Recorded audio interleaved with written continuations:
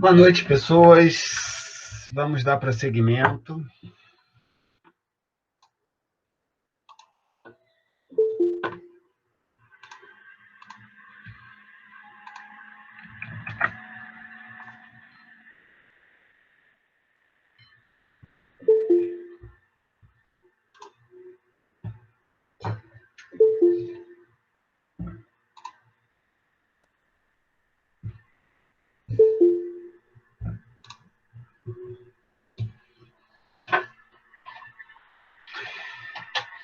Então, né?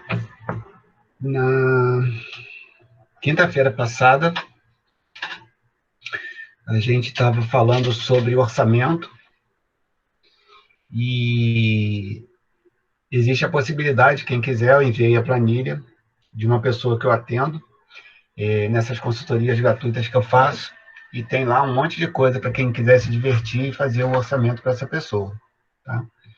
Então, eu peguei uma apresentação que eu tinha feito em agosto do ano passado e transformei, reduzi um pouco essa apresentação, que ela era bem maior, coloquei lá um exercício prático, de modo que a gente pudesse elaborar um fluxo de caixa compondo 4 fluxos de caixa diferentes dentro dele, né?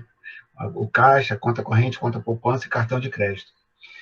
Então, a gente está tendo uma oportunidade de verificar como é difícil para alguém que queira ajudar alguma outra pessoa,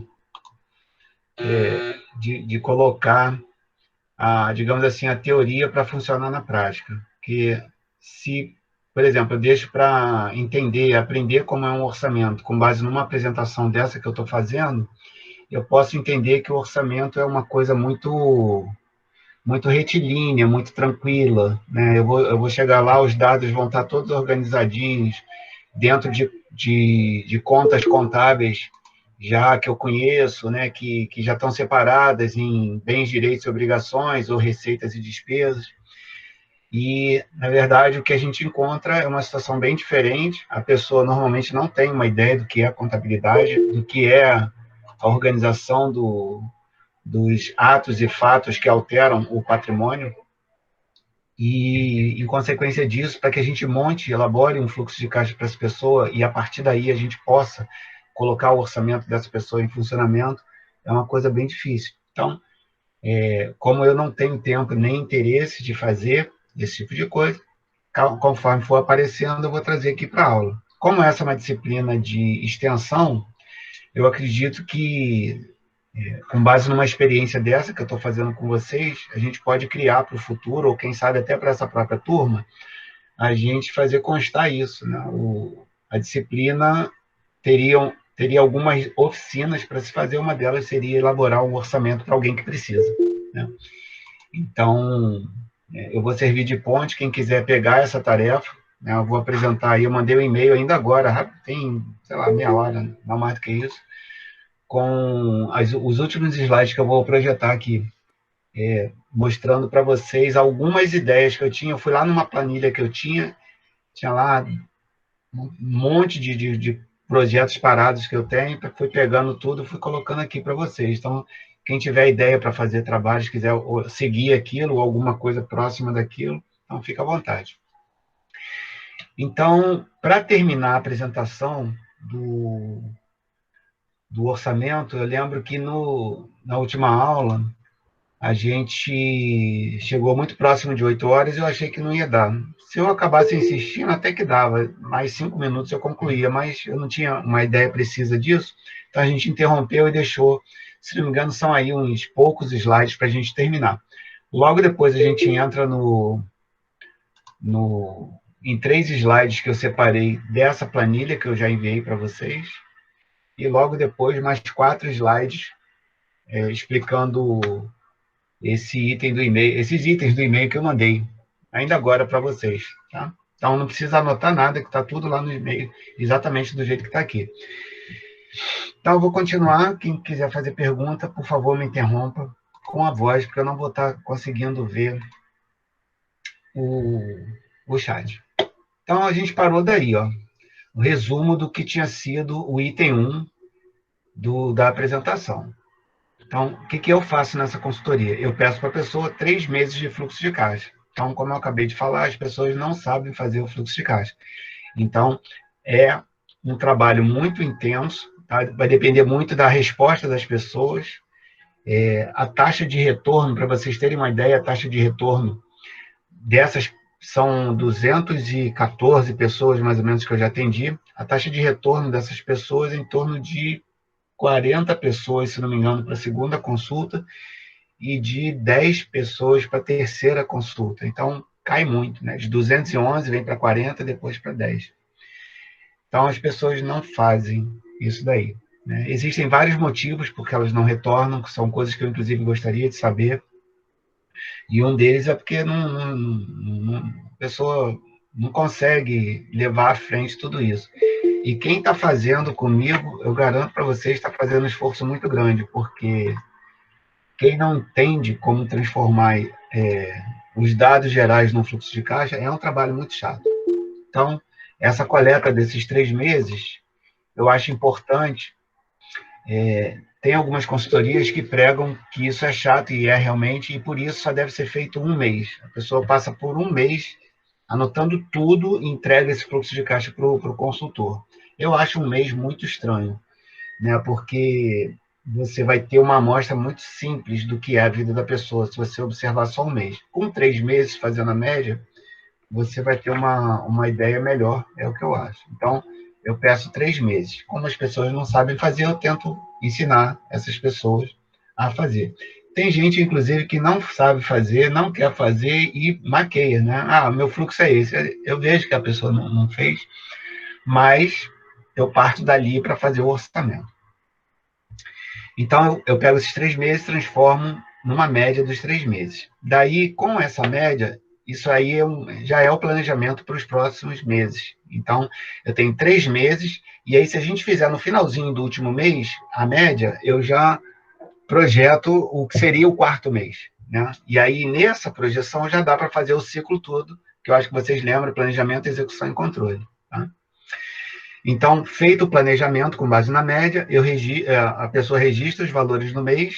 Então, ela vai ter, antes de começar o mês, uma projeção para esse mês. Durante o mês, ela vai fazer as anotações que ela já treinou nos 3 meses anteriores. Tá? E aí, se você tem um planejamento, se você tem uma execução, você faz o controle fazendo a diminuição entre os dois para ver as variações favoráveis e desfavoráveis. Então, essa terceira fase aí, eu comparar os valores previstos com os valores reais e gerenciar as variações. Aos poucos, tenho condições de conversar com essa pessoa se ela está subindo muito um gasto, né, ou se está descendo muito um gasto que é importante, esse tipo de coisa. Tá? São observar essas variações aí. Então, resumo: fases do planejamento. Isso, se fosse prova para a nossa disciplina, isso aí certamente cairia. Quais são as fases do orçamento? Né? Planejamento, execução e controle. A minha proposta é de elaborar orçamentos mensais, depois trimestrais e, finalmente, anuais. Eu já cheguei a um ponto que, quando chega dezembro, eu consigo fazer o orçamento para o ano inteiro. Então, dezembro agora de 2020, eu dei uma vasculhada nas minhas contas, mexi daqui, dali e tal, eu já projetei todo o ano de 2021. Tá? Então, é claro que eu vou errar muito, né? Mostrei para vocês aí nessa apresentação mesmo. A minha previsão para energia elétrica e consumo de gás de janeiro foram muito erradas e estavam com suporte de estatística. Então, é muito difícil você bater. Agora, conforme você vai fazendo, você vai se aproximando. Vamos ver aí o que tem de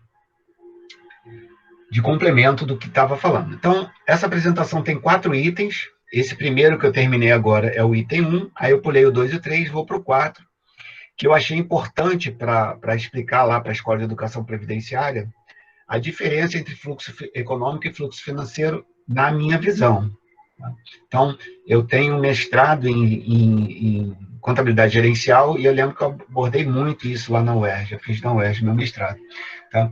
E é interessante as pessoas entenderem a diferença do fluxo econômico e financeiro e abordar ambos nessas 2 demonstrações, que é o orçamento, que foi a maior parte da exposição, E também aí eu introduzo a ideia do balanço patrimonial. Procuro não usar os termos ativo, passivo e patrimônio líquido. A maioria dos educadores financeiros usam principalmente o termo ativo. Boa noite, professor Simval, bem-vindo. A maioria dos educadores financeiros usam o termo ativo, passivo e patrimônio líquido. Eu mais o ativo, né, um pouco menos o passivo, e rarissimamente eles abordam o patrimônio líquido. Eu prefiro chamar de bens e direitos, de obrigações, e ainda estou pesquisando o nome para patrimônio líquido, para justamente diferenciar um pouco da parte empresarial. Tá? Então, há diferenças quando falamos sobre fluxo econômico e fluxo financeiro. Por exemplo, eu cheguei a comentar em algumas apresentações anteriores, inclusive o Marco, aquele rapaz que eu trouxe, ele falou muito do processo de valorização das ações. Né? Eu falei também aí do que eu chamei de criação de riqueza. Então, você comprar um título por 10, esperar um tempo, ele valer 28, valer 35, valer 200, né? Isso é uma ideia de aumento de riqueza, né? De geração de riqueza.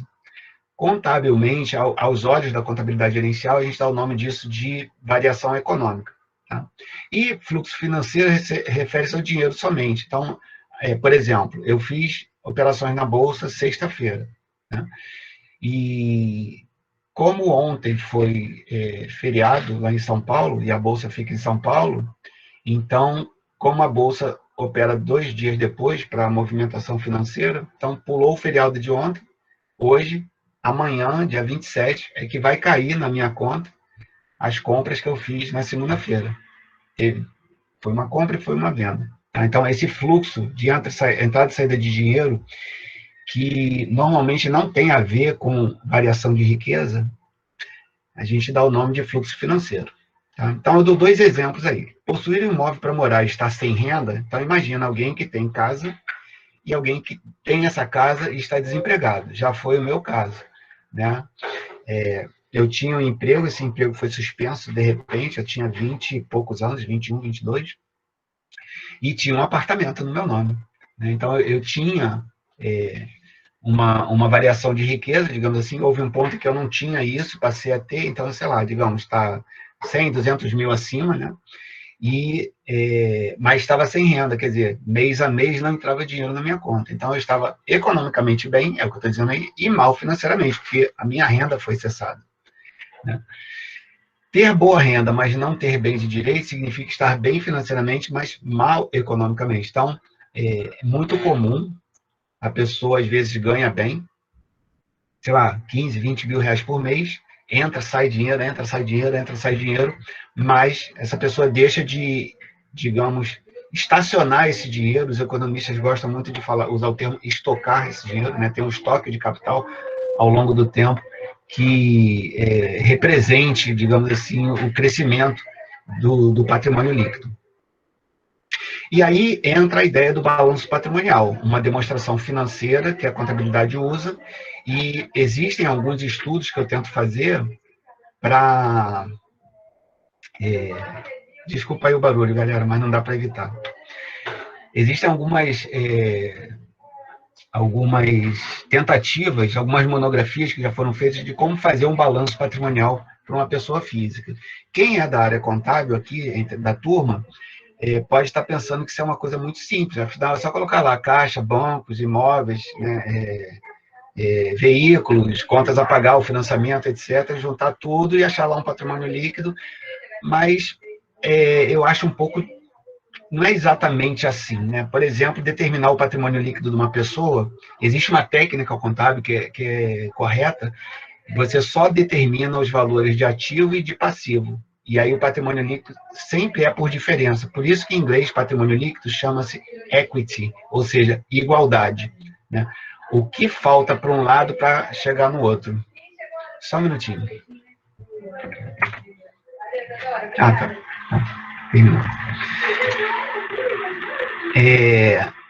Então, existe essa minha percepção de que o patrimônio líquido deveria ter um valor diferenciado para as finanças pessoais. né? Bom, então, balanço patrimonial avalia a variação econômica entre um período e outro. Então, é interessante a gente, a cada fim de ano, dezembro, por exemplo, é o que eu faço, você tentar ver como variou as suas contas de bens, direitos e obrigações, consequentemente, o impacto na sua variação de riqueza, no seu patrimônio líquido, assim chamado. Então, o orçamento avalia a situação financeira do indivíduo. Uma avaliação conjunta é melhor do que um juízo apenas dessas demonstrações, ou seja, de uma dessas demonstrações. Ou a pessoa faz só o orçamento, ou a pessoa faz só um balanço patrimonial, fica faltando alguma coisa. É interessante a gente, dentro de um ano, a gente ter 2 balanços patrimoniais, né, nos dezembros dos extremos aqui do período, e um fluxo financeiro retratado pelo orçamento. Então, essa é a proposta que eu faço. Vejamos uma sequência de patrimônio líquido ao longo das vidas dos atendidos pelo Doutor Finanças. Esse Doutor Finanças é o projeto que eu atendo lá na Escola de Educação Previdenciária. Está interrompido por enquanto, por causa da pandemia lá fisicamente, mas algumas das pessoas me procuram por videoconferência. Desde 2016 até 2019 são esses dados aí. Então, como eu sei que isso é importante para mim, por exemplo, com a minha formação de contador, a riqueza líquida das pessoas é interessante. Então, às vezes, eu estou fazendo uma palestra e gosto de mostrar esse gráfico aí. Como que o patrimônio líquido das pessoas, a variação de riqueza é influenciada ao longo da vida, né? Então, eu descobri, por exemplo, que em torno dos 55 anos, né, é onde a maioria das pessoas que eu atendo, e aí eu estou supondo que isso seja ostensivo para a sociedade, né, é onde as pessoas têm mais riqueza líquida, exatamente nessa fase que eu estou da minha vida. Estava com 55, fiz 56 agora, né? Então, se eu seguir o que está essa normalidade aí, eu vou começar a decair dos 55 até os 65, nessa próxima década aí, mais ou menos esse decréscimo aí, e descer mais um pouquinho lá por falta dos 75 anos. Então, isso é o normal. A pessoa, às vezes, vai chegando mais próximo da velhice, da terceira idade, por um motivo ou por outro, resolve se desfazer de bens e direitos, seja para passar para os herdeiros, né, ou até mesmo para consumir. No meu caso, o plano que eu tenho hoje é fazer algo parecido, só que não começar a decrescer agora, continuar juntando até os 70 anos, que é a data provável da minha... 60 anos, né, mais 4 anos aí pela frente, data provável da minha aposentadoria, juntar mais um pouquinho só, e daí até os 85 anos, gastar tudo, deixar nada para o Ricardão. Tá? Essa é a minha ideia. Vocês devem lembrar que o Marco falou que a ideia dele é o contrário, é só acumular, acumular, acumular e passar para o herdeiro. Então, já vi várias opiniões em relação a isso. Eu tenho uma ideia de que a gente não deve se preocupar com juntar muita coisa e morrer sem usar. Eu acho que não vale a pena o esforço em vida. Mas isso é de cada um, né? E também eu estou falando aqui de um nível de renda. Eu fiz uma conta bem rasteira um dia aí e vi que a maioria das pessoas que eu costumava observar para estudar teriam uma entrada e saída dentro do seu fluxo de caixa de em torno de 8 milhões de reais. Então, uma pessoa mediana aí ganharia e gastaria 8 milhões de reais ao longo da vida. Então, para essas pessoas é que eu estou falando, né? Agora, de repente, você dá um porradão aí na cena e ganha, sei lá, de uma hora só 40 milhões, 300 milhões. Se torna uma situação diferente. Então, vejamos aqui a evolução dos valores médios de patrimônio líquido ao longo da vida na amostra Doutor Finanças. Como é que eu fiz? Existe uma entrevista inicial das pessoas. Aliás, hoje eu acabei de ganhar mais uma pessoa para fazer parte aí da minha amostra, né? Marquei, se não me engano, para sexta-feira. Então, existem várias perguntas que eu faço para ela: idade, renda, onde mora, se tem animais em casa, esse tipo de coisa, para fazer esses gráficos. Tá? Então, quando ela me diz relação de bens e direitos e relação de dívida, diminui um do outro e tem esses dados aí. Então, esse grupo enriquece uma taxa média de 0,7 ao mês. Então, isso é mais uma coisa interessante que para por ter os conhecimentos que eu tenho de usar a matemática financeira para os investimentos, então eu posso supor, por exemplo, se eu pego uma pessoa que enriquece 1% ao mês, eu posso dizer que essa pessoa está tendo um rendimento acima da média. Se eu pego uma pessoa que está aumentando de patrimônio líquido 0,2% ao mês, consistentemente, essa pessoa está abaixo da média. Isso pode não querer dizer muita coisa, mas pode servir para a pessoa para ter um referencial. Tem um livro chamado O Milionário Mora ao Lado. Ele tem uma parte lá do livro que ele trata disso, né? Você calcular o patrimônio, fazer exatamente isso que eu estou fazendo aí, calcular o patrimônio líquido da pessoa para você se comparar com os outros. Só que isso pode ser uma coisa muito complexa. Uma pessoa que tenha 200 mil dólares acumulado, comparada com outra que tenha 80 mil dólares, a gente, em princípio, achar que o cara de 200 mil dólares está melhor, porém, o de 80 mil pode ter várias viagens ao mundo, né, no currículo, intensas atividades sociais, participado de muitas atividades onde ele possa ter se divertido muito. Consequentemente, se você consome dinheiro em função da sua felicidade, você deixa de poupar ou ter o potencial de poupança. O ideal seria os dois, né? Se, ao mesmo tempo que acumula muito dinheiro, também se diverte muito e gastando muito dinheiro. Isso é um pouco antagônico, é capaz de a gente não conseguir fazer isso, pelo menos não de início. Tá? Mas isso pode servir para uma referência. Então, principalmente eu, que sou um acadêmico, eu me interesso muito de observar os fenômenos, como eu estou mostrando aqui para vocês, né? E entender por que isso é assim, o que está por trás desses números. Então, e principalmente para uma plateia, quanto mais qualificada ela for, como é o caso aqui de vocês, que são alunos de uma universidade federal, em princípio são pessoas assim já com um vasto conhecimento acumulado, né? É interessante você ver a pessoa que está falando expressar uma taxa de crescimento média, né? E aí, de repente, você setoriza um pouco essa amostra, que aí está todo mundo junto. Então, se você pegar, por exemplo, você pode dividir, né, entre sexos, masculino e feminino, para identificar se eles vão girar em torno da média, se vão ficar acima ou se vai ficar abaixo, né? Ou se tem formação de nível superior, se só tem o ensino médio, né? Então, para você ver como que essa taxa varia se você alterar algumas variáveis.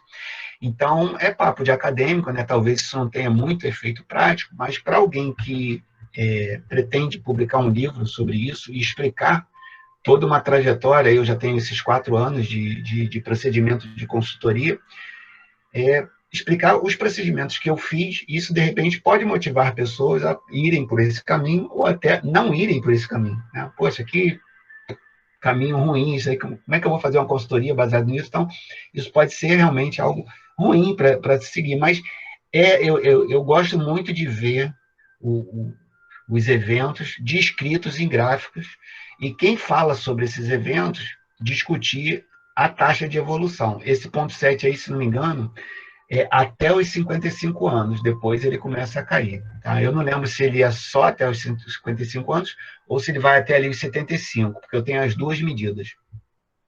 Ok. Aos 55 anos, aproximadamente, temos nosso maior valor de riqueza, em torno de 750 mil. Então, na média, essas pessoas que eu investiguei, que têm uma renda em torno de 5 mil reais, reparem que esses valores já estão bem defasados, eu começo com a amostra lá em 2016, ganham em torno de 5, 6 mil reais, não mais do que isso, em média, tem gente que ganha 20, tem gente que ganha 1.000. Tá? Acumulam 750 mil de patrimônio líquido. Ok? Então, pode ser que é isso que esteja esperando por vocês aí na frente. Tá? Eu acredito que a renda de vocês vai ser bem maior do que 5 mil, e aí, consequentemente, se a gente destilar esse número aí por renda, a gente vai ver, talvez, não sei, não vi isso, vocês podem descobrir, eu coloquei lá como uma das possibilidades de trabalho, a gente vai falar disso daqui a pouco, estudar esses dados aí. Eu posso disponibilizar, obviamente não há identificação de pessoas, né? Você pode vasculhar esses dados e descobrir uma coisa que eu ainda não descobri, por exemplo, ou falar a mesma coisa que eu estou falando de maneira diferente, deve ficar um trabalho bem interessante. Tá? Por exemplo, derivar desse gráfico aí, que está todo mundo junto, por sexo, por idade, por renda, talvez até por lugar onde more, né? A maioria das pessoas são do Rio de Janeiro, então talvez morar em determinados bairros tenha um arranjo diferente aí para esses dados.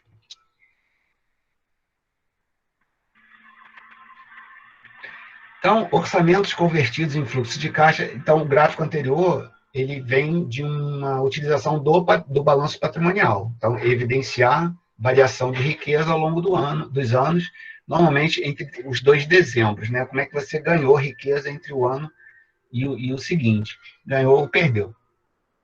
Orçamentos convertidos em fluxo de caixa evidenciam superávites ou déficits. Então, quando eu tenho aqueles 3 meses sobre os quais eu falei, a primeira coisa que eu olho é essa pessoa, mês a mês, sobra dinheiro ou falta dinheiro na vida dela, né? Então, mesmo que seja um superávit pequeno, sobram 100, 200 reais por mês, é um superávit. Isso é uma situação. E, às vezes, você tem um déficit recorrente, né? Em todos os meses, nesses 3 meses, a pessoa, sei lá, ganhou 1.800 e gastou 2.000, né? Então, quando você tem uma incidência de déficit muito recorrente, você tem uma pessoa muito propensa a gerar endividamento e aumentar o endividamento, tá? Então, essa movimentação de dinheiro, esse fluxo de dinheiro dentro do mês, resultando em superávit ou déficit, é uma das primeiras coisas que eu meço e vou começar a trabalhar com a pessoa, tá? Então, ideal. O que é o ideal para a pessoa? Valores de superávit maiores que valores de déficit para destinar esses valores para a redução do endividamento. Então, vamos supor que dentro de um mês, com 12 meses, você tenha 10 meses de superávit e 2 meses de déficit. É isso que eu estou dizendo aí, um número maior de superávit. A ideia é que sobre dinheiro no final do mês. Por isso, a ideia do controle dos fluxos através do orçamento. Então, o que eu recomendo é esse superávit ser destinado para redução de endividamento e ou para incremento de bens e direitos, ou seja, investir dinheiro. Então, primeiro pagar a dívida, depois investir. É a recomendação do Doutor Finanças. Então, os atendidos pelo Doutor Finanças, é um grupo lá, acho que de 4 ou 5 pessoas, eu faço parte dele, indicam que a prática orçamentária é mais frequente entre 20 e 30 anos. Lembrando que ninguém faz isso aí, tá? Eu sou o único lá que faz isso, porque eu sou o único que sou acadêmico e gosto de evidenciar esse fenômeno que eu atendo através dos gráficos.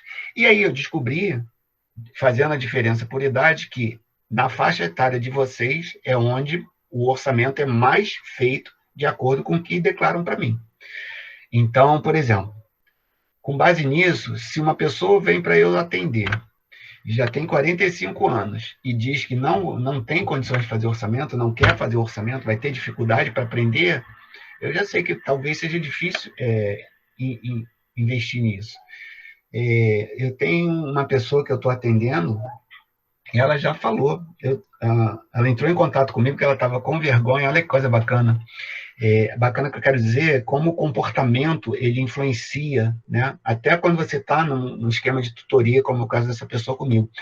Essa pessoa estava com vergonha de ocupar a vaga, já que era um acompanhamento grátis, de uma outra pessoa que talvez estivesse precisando melhor do que essa pessoa e poderia fazer o orçamento, ao contrário desse atendido ou atendida.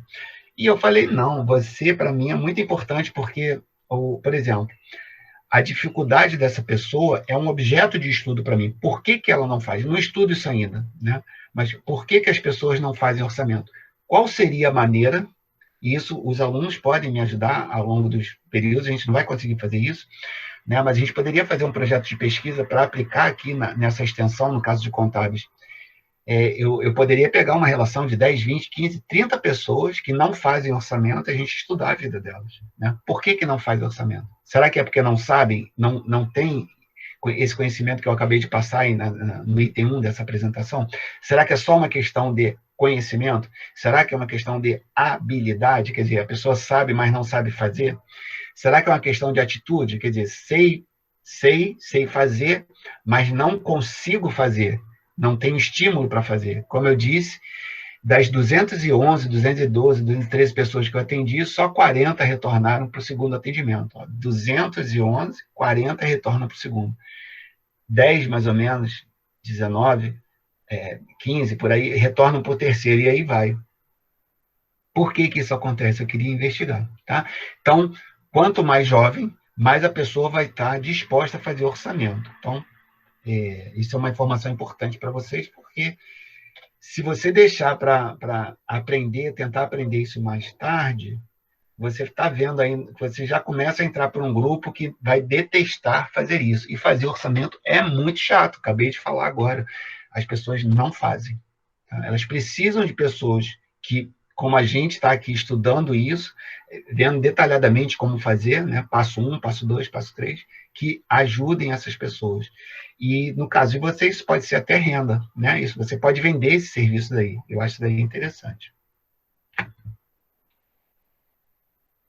Então, a partir dos 30 anos de idade, vai ficando menor a probabilidade de utilizar o orçamento em suas finanças pessoais, possivelmente em função da habilidade com planilhas. Então, mexer com Excel é uma coisa que pouca gente sabe, domina assim perfeitamente, né? Porque tem sempre uma coisa que a gente não sabe e acaba descobrindo aí para resolver uma coisinha ou outra lá no trabalho. Então, é um pouco complexo você fazer um bom orçamento para uma pessoa que tem muitas contas para cuidar na mão. É possível, mas é muito complexo, né? E jogar isso tudo para o Excel, separar nas fases, né? Ou, como eu mostrei para você, uma pessoa que tem 4 tipos de fluxos diferentes no caixa dela, no conta corrente, no conta poupança e no cartão de crédito, juntar isso tudo num fluxo único, né? É muito complexo. A chance de errar é muito grande.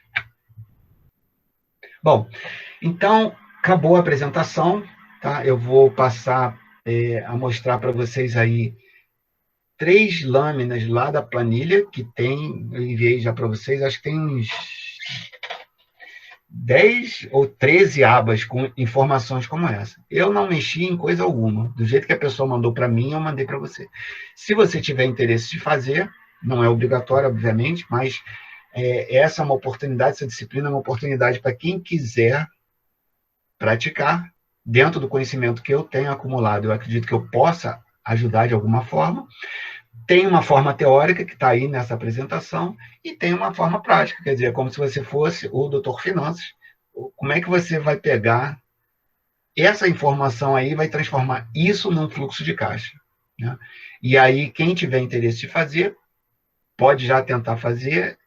Parou por qualquer coisa, entre em contato comigo, eu passo a pergunta para a pessoa responde, passo para você e assim a gente toca. Não quer fazer os 10 meses que tem aí, se não me engano, não são 10, são 12. Janeiro a dezembro. Não quer fazer, faz 2, faz 3, faz 1, sei lá, tá? Pratica com o que você quiser. Então, aí está o mês de janeiro dessa pessoa, tá?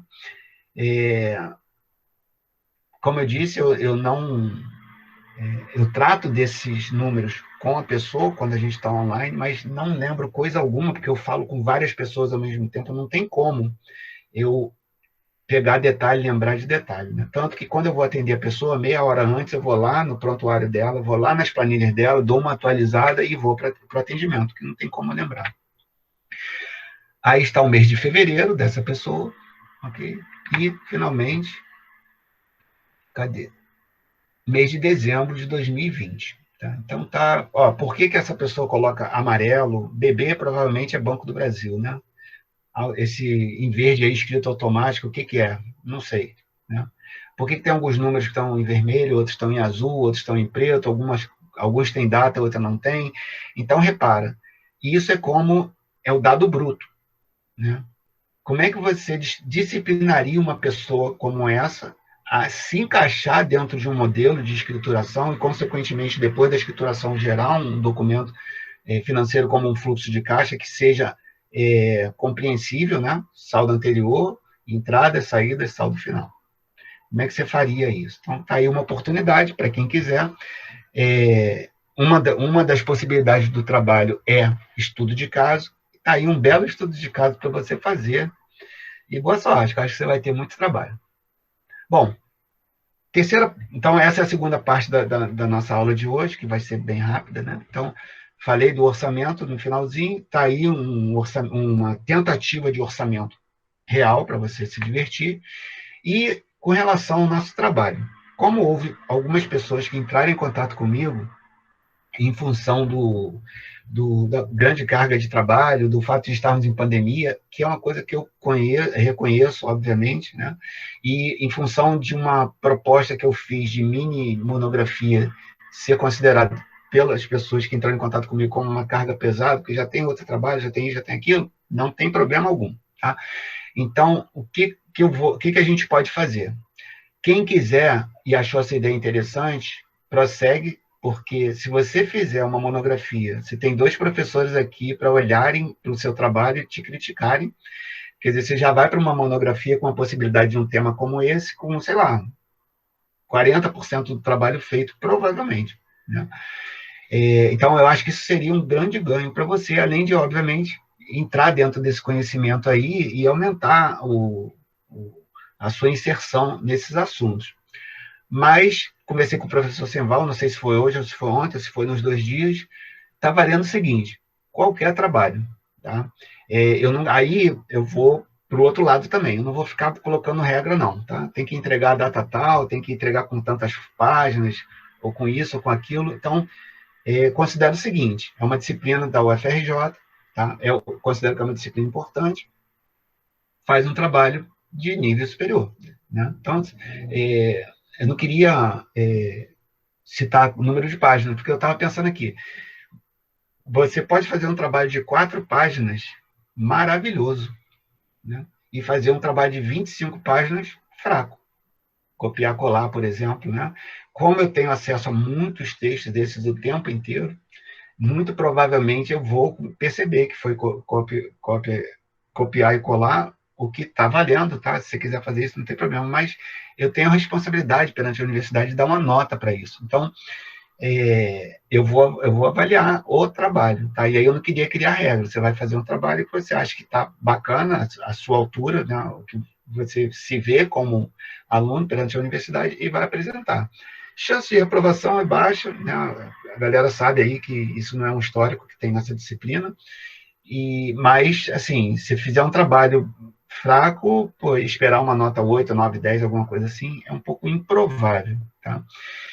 Então, eu prefiro que você fale pouquíssimo, e aí eu atendo quem está querendo, né? Ah, eu não queria escrever muito e tal, joia, beleza, mas procura falar uma coisa interessante. Eu coloquei aí, eu fui lá e catei um monte de temas que eu acho que são interessantes, é pouco provável não ter um dos temas aí que você queira fazer, tá? E é claro, pode ter temas aí, como a menina, não lembro o nome, entrou em contato agorinha, a pessoa queria falar de finanças comportamentais, não está aí, pô, perfeito, manda para beleza, tá? Algum tema que não está aí, eu pensei num assim, previdência privada, não está aí. O professor Simval sabe, alguns talvez saibam, o produto previdência privada, ele não é muito bom se você olhar para ele como um investimento, ele tem muitas características boas, tá? Eu tenho uma previdência privada, que é a minha renda fixa, que ainda é a maior parte do meu portfólio. É bem parruda ela. Eu já poupo há quase 30 anos nela. Mas esses produtos melhores já não existem mais. Eles foram feitos há 20, no meu caso, há quase 27 anos, lá no passado.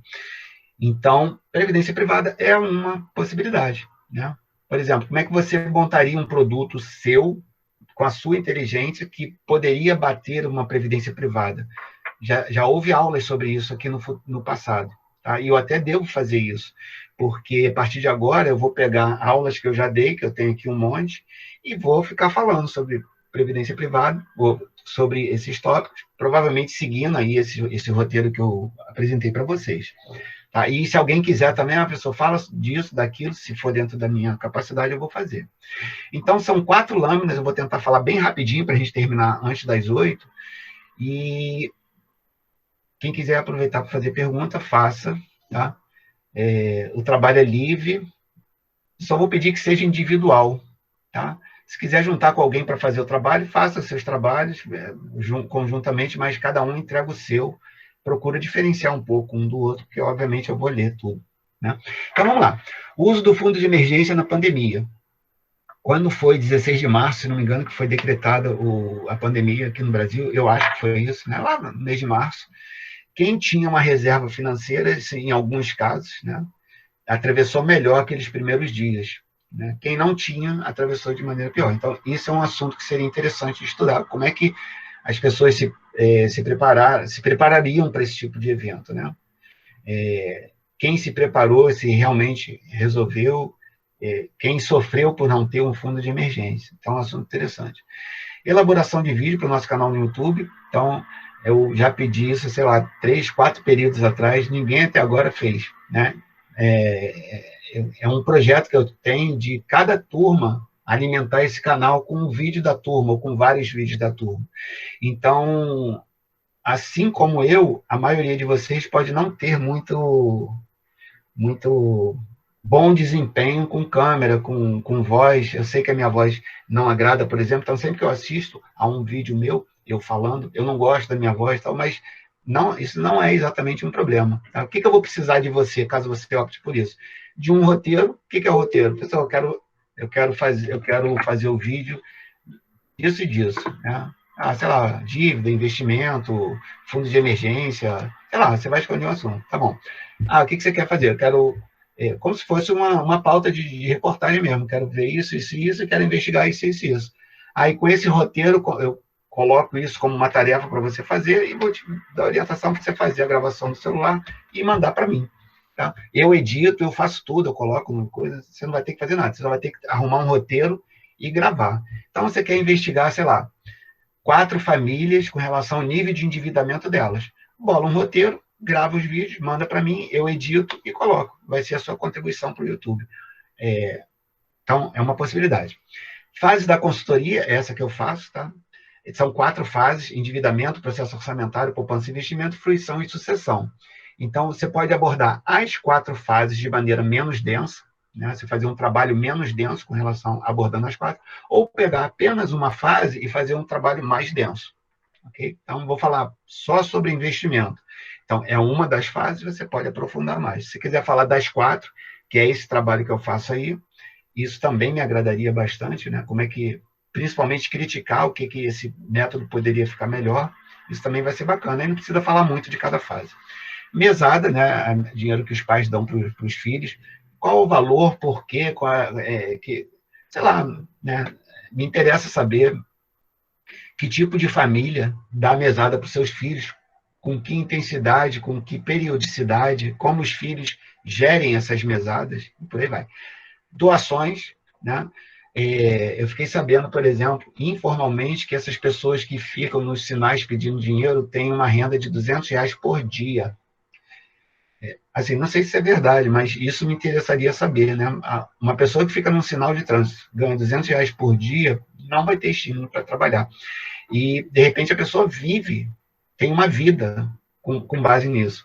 Tem um pastor evangélico que fez uma pesquisa em Fortaleza, Ceará. Ele ficou, se não me engano, não sei se foi um mês ou se foi um ano, morando com os mendigos na praça, e ele falou de maneira muito séria: não dê dinheiro na rua. Você está mantendo essas pessoas lá, e ele mostra cientificamente por que isso é ruim para as pessoas que recebem o dinheiro, no sentido de que elas se mantenham nessa situação. Então, não só do lado de quem faz a doação, de quem recebe a doação, o que pode ter em torno desse assunto que pode ser retratado num trabalho aqui para a gente. Eu acho que isso seria interessante. Contabilidade pessoal é um item que eu pretendo desenvolver, né? Como é que seria, e aí seria mais para o pessoal de contábeis, né? Mas não está restrito só para contábeis, não. Como é que seria um balanço patrimonial? Como é que seria um fluxo de caixa? Como é que seria lançamento de diário? Esse tipo de coisa. Então, o que a ciência contábil pode ter de aplicação para as finanças pessoais? Estudos de caso, como esse que eu apresentei ainda agora, né, desse atendido aí que eu mostrei a planilha, né? Eu mostrei uma planilha, mas você pode, por exemplo, sei lá, entrevistar 3, 4 famílias, uma família, 2, sei lá, entendeu? E estudar profundamente a vida dessa pessoa, profundamente assim, dentro do que você acha que pode fazer, e reportar isso no trabalho. Eu vou ficar muito feliz de pegar aí essas histórias que existem no dia a dia. Minimalismo. Eu achei interessante que a primeira vez que eu ouvi essa palavra, deve ter aí já bem uns 6 anos, foi um aluno de ciências contábeis, né? Ele falou minimalismo e eu desconhecia essa palavra. E aí, a partir dali, eu passei a estudar isso. Então, é um assunto interessante, que eu acho. Se você tem alguma habilidade com estatística, correlações, eu tenho pelo menos dois bancos de dados, eu devo ter mais. Um banco de dados da atividade do Doutor Finanças, de onde eu tirei esses dados aí. Tá? Eu fiz um levantamento em 2019, então ele já está muito velho, nem 2020 eu não fiz ainda. Então, eu passo os dados para você, obviamente, sem o nome das pessoas, você tenta identificar ali algum tipo de correlação. Tá? E eu tenho a coleta de dados que eu fiz no período passado com mais de 200 itens. Esse do Doutor Finanças tem em torno de 300, são 200 e qualquer coisa. Tá? Esse que eu coletei de dados, no ano passado, tem mais de 2.000 respostas. São muitas respostas. Tá? Então, sei lá, tentar ver ali o que tem que pode ser reportado por uma pesquisa. Literacia financeira, provavelmente vai ter um dia desse aí que eu vou falar sobre isso. Tá? É um assunto que é o que, para mim, é mais importante dentro das finanças pessoais, é como o mundo entende tudo isso. Né? O mundo chama de financial literacy e não de financial education. O financial education ele está dentro do literacia financeira, né? Que é a parte do conhecimento. Então, a literacia financeira é a gente pode dizer, um conhecimento um pouco mais denso sobre as finanças pessoais e inclui a educação financeira. Mas como literacia não é uma palavra do português do Brasil, esse termo não é usado. A CVM, por exemplo, fala letramento financeiro, com o qual eu não concordo. Tá? Letramento, para mim, é uma coisa muito ralé, muito básica. B-A-B-A. Tá? Isso é letramento, é uma coisa muito simples. O governo federal criou um programa chamado Literacia Familiar, alguém já deve ter visto aí na televisão, né? Que é o ato de você ler livros em casa. Então, literacia está muito ligado à letra, ao conhecimento, ao livro, ok? Então, literacia financeira. Perdas, eu gostaria de saber como avaliar perdas de uma pessoa, de uma família. Então, como avaliar isso? Como é que eu descubro? Como é que eu estudo uma pessoa, uma família e falo, olha, dos 5.000 reais que você ganha, 300 é de perda. Então, repara, de 5.000 que a pessoa ganha, 300 ela joga fora, né? É um gasto que ela tem que não tem retorno algum de bem-estar, de nada.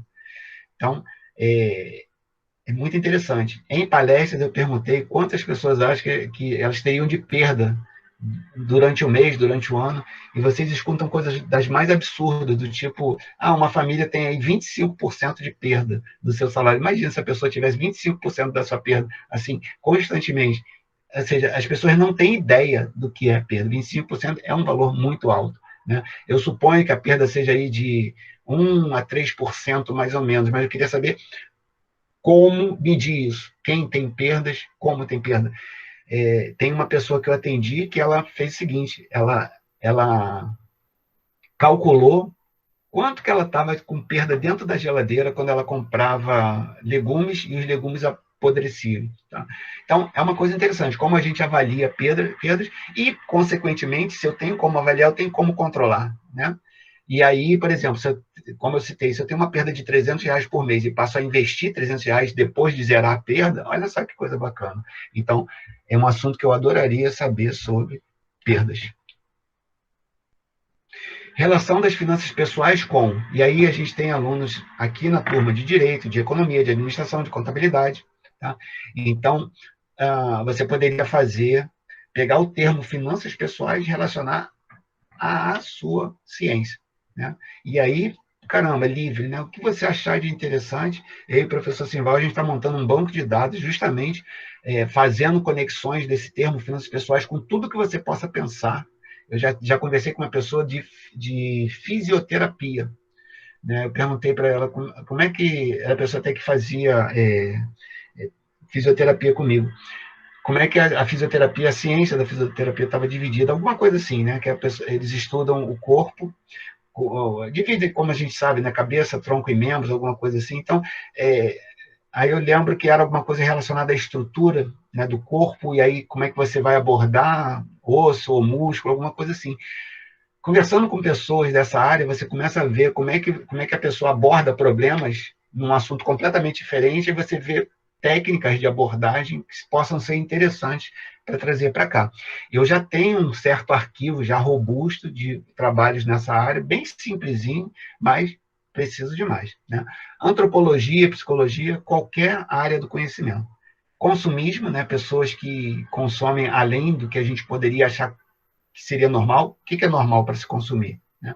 Então, basicamente, você tem renda, menos consumo igual poupança, né? Então, pessoas que consomem além da conta, por que fazem isso, né? Minorias ou diversidades, por exemplo, já tive 2 ou 3 tentativas de pessoas que queriam estudar LGBT, por exemplo, e me interessaria muito saber como que pessoas LGBT lidam com finanças pessoais. Quando essa pessoa veio me procurar, eu falei, caramba, que bom, vamos correr atrás disso e tal.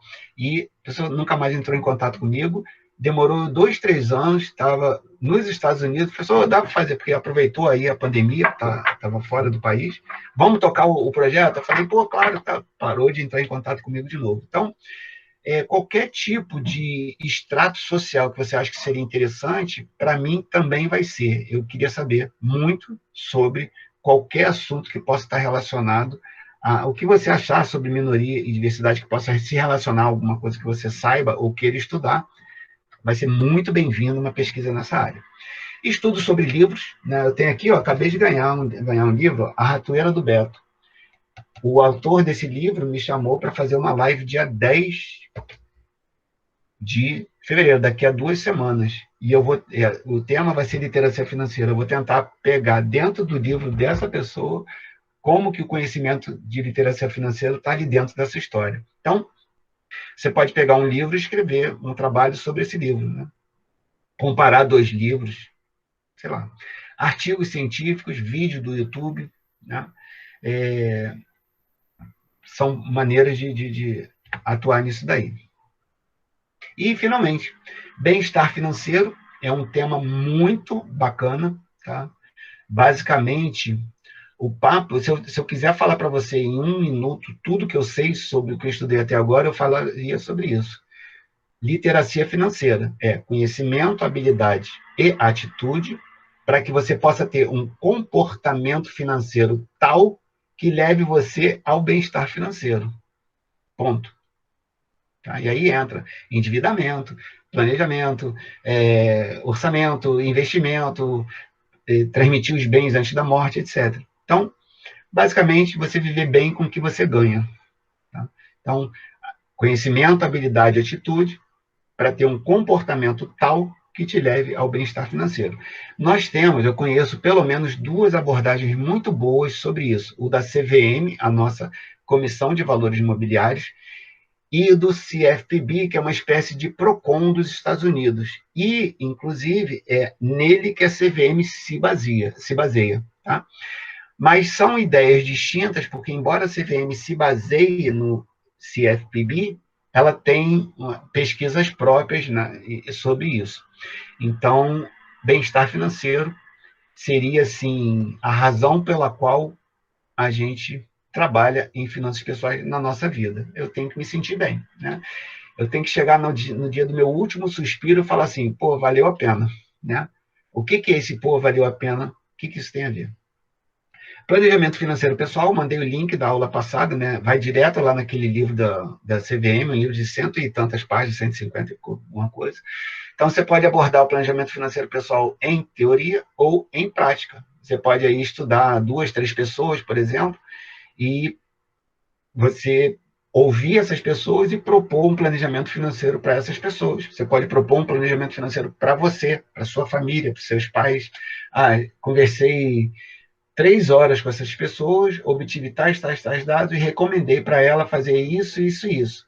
Aí, dependendo da idade, da renda, do estado civil, da quantidade de filhos, onde essa pessoa mora, o que ela tem de sonhos na vida, etc., você vai expor essa situação, essa conjuntura toda, você vai explicar. Eu recomendei isso para ela. Me entrega.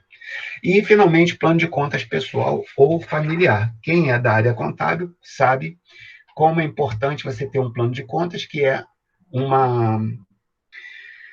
um esteio, digamos assim, um conjunto de possibilidades onde você pode classificar eventos né, que você possa pré-conceber, então, a compra de alguma coisa, gastei dinheiro aqui, a renda, tipos de renda diferentes, tipos de gasto diferentes, né, como é que você faria isso? Uma dica é que o IBGE tem um plano de contas gigantesco, ele tem, se não me engano, 7 grupos de contas principais, que são, por exemplo, habitação, transporte, cuidados pessoais, higiene, não, higiene não, não lembro, nunca consigo lembrar, mas são 7 ou 8, mais ou menos, principais. Dentro deles tem um monte de coisa. Então, você poderia partir desse plano de contas, ele está lá no POF, Pesquisas de Orçamentos Familiares. Eu não lembro quando foi o último, mas acho que foi 2018. Tá? Então, é só o plano de contas. Né? Como é que seria um plano de contas? Porque, inclusive, como eu ensino orçamento, eu tenho que ter um plano de contas bem resumido para mostrar para as pessoas. Já tenho um, mas quem sabe você pode colaborar aí com esse meu procedimento. Conforme anunciado, 8 horas, a gente terminou. Deixa eu ver se tem alguma pergunta aqui que eu possa tentar responder. Sem perguntas. Bom, eu penso ter atendido aos anseios das pessoas que entraram em contato comigo e das que... Professor, Opa, vamos lá, Cláudia, manda ver aí. oi, tudo bem? Boa noite. Tudo jóia? Não, então, você mencionou agora que a gente poderia fazer um trabalho sobre finanças pessoais de alguém ou até da gente mesmo. Sim, Então, se eu quiser, eu poderia pegar os meus dados financeiros brutos, como você mostrou, e fazer. sim. Eu acho, Cláudia, que isso que você vai, se você for fazer realmente, vai ser fantástico para você, porque você vai ter, assim, eu não sou a melhor pessoa, talvez, para te orientar, mas eu tenho já alguma bagagem. De repente, você vai fazer um planejamento que eu vou poder melhorar ele bastante em função do trabalho que você entrega, entendeu? Então, Uhum. eu acho que a sua ideia é excelente, muito bom. Ai, que ótimo. E Muito obrigada. aquele link que eu enviei na aula passada, o livro é justamente sobre planejamento financeiro pessoal. E se você cavucar, tem zilhões de exemplos sobre isso na internet. Beleza, eu vou Boa procurar ideia. com certeza. Obrigada. Valeu, Cláudio. Mais alguém?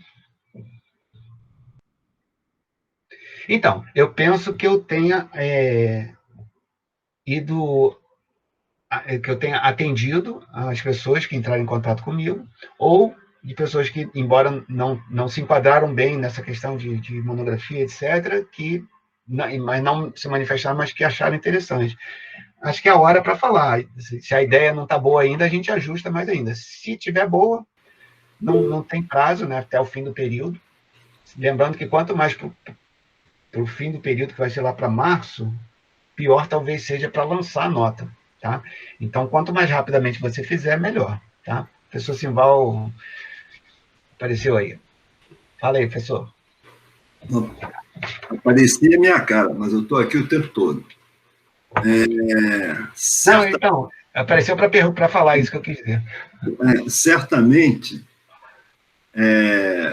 alguns alunos poderão se entusiasmar mais na produção desse trabalho numa direção que eu vou apresentar após a minha aula, que eu vou querer exclusividade só para falar sobre isso.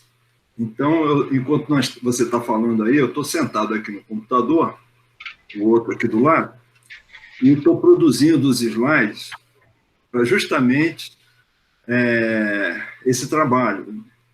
E a minha proposta será a produção porque muita gente se assustou aí, porque quando fala a palavra mágica monografia, fica todo mundo arrepiado. E acontecia a mesma coisa comigo quando eu estava na graduação, no mestrado, já no doutorado, aquilo foi só alegria.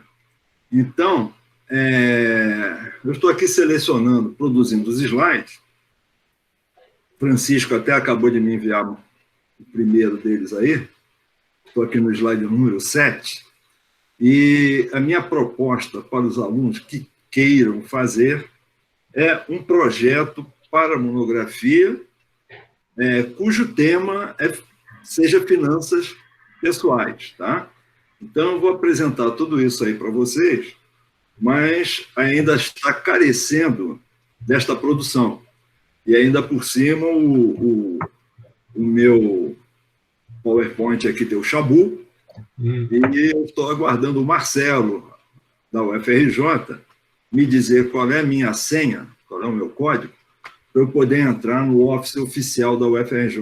Entendeu? Então, enquanto isso não ocorre, eu não tenho meu PowerPoint. Mas eu estou aqui já exercitando, e eu estou até assim, muito entusiasmado com o que eu estou produzindo. Eu estou me colocando no lugar dos alunos e vou tentar passar para vocês. O que eu tento colocar para vocês é o seguinte: não se prega prego sem estopa. O que quer dizer isso?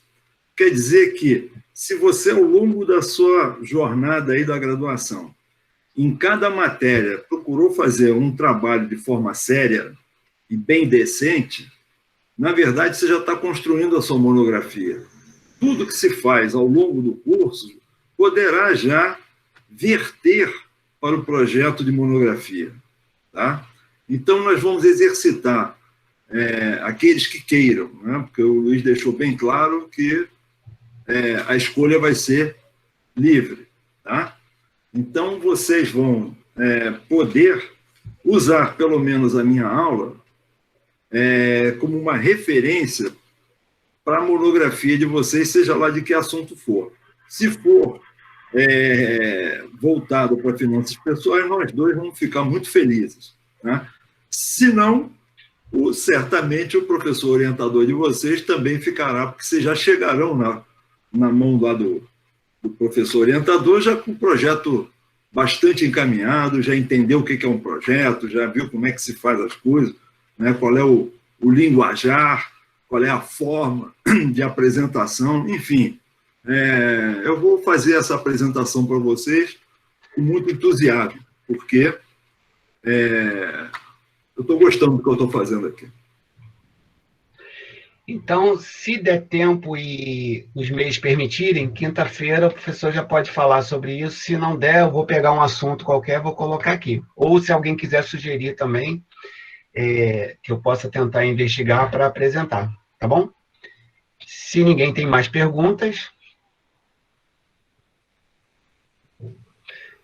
Então tá, pessoas. Muito grato pela presença de vocês. Até quinta-feira, se Deus quiser. E ou vai ser o professor Simval falando sobre esse trabalho dele, ou algum outro tema que eu pegue lá e coloque aqui. Tá bom? Fico aguardando, então, o trabalho de vocês.